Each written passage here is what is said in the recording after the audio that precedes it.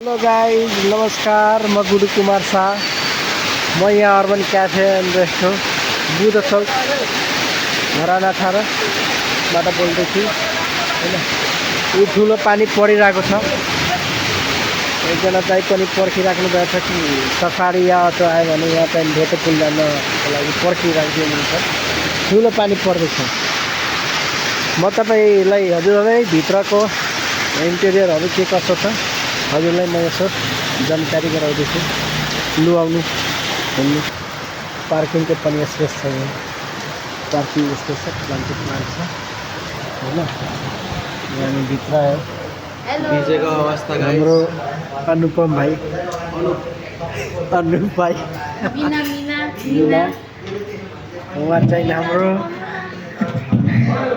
Barista दिदी।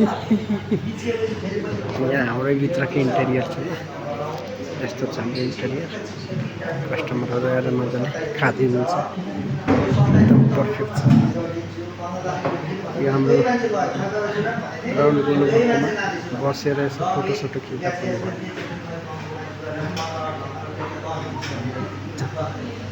यस्तो छ।